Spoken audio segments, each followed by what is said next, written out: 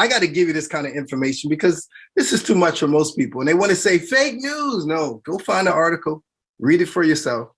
But in this Newsweek edition, the question was the search for Adam and Eve. And they pulled together the world's top anthropologists and genetic scientists. And let me summarize their conclusion for you. They concluded two things. One, that all life as we know it on the planet began with a Black man and a Black woman. They even emphasized that the Black woman had to be the first woman to give birth to the first child because all races can be born by a Black woman. She has a very unique gene called the Eve gene, only found in a Black woman. And then secondly, they concluded that the path of gene migration points directly to Africa. In other words, if you looked at all of the people around the world, if they started from one place, science points them all back to the continent that we now call Africa. All right. I picture him very much alive and with a lot of the basic feelings that we have today. Confidence one point, insecurity at another. Finally, Wells comes face to face with the man he's been searching for. A new portrait of the common ancestor of every man today. Adam.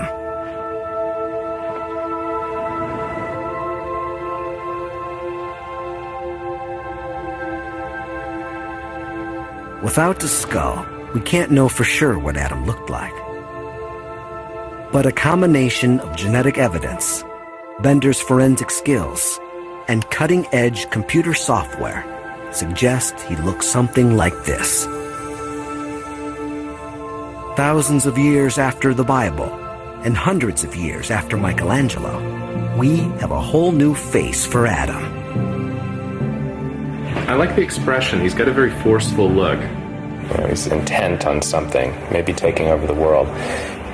You begin to get perhaps an insight into why these guys won out and why this guy's our ancestor. But now, thousands of years after the Bible was written, science has confirmed the essence of its story. There was one man whose DNA survives in every man on Earth today. His Garden of Eden was likely East Africa.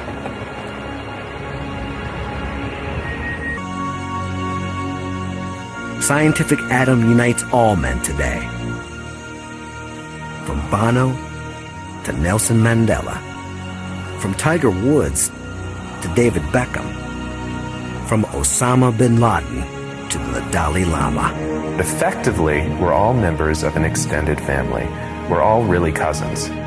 And some believe that's the message of Genesis, too. Oh, great Scott!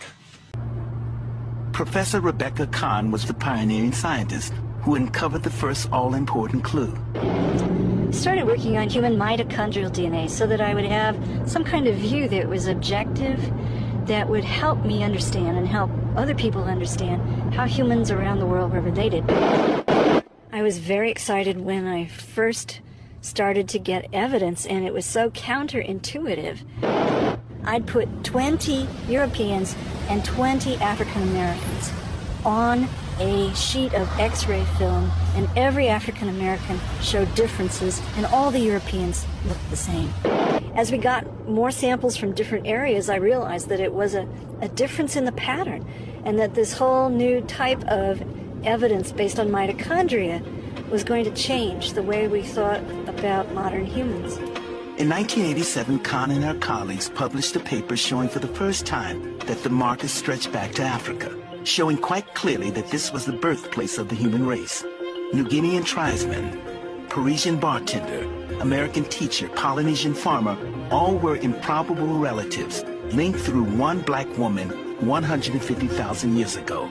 Their findings caused a sensation. And this is what she looked like.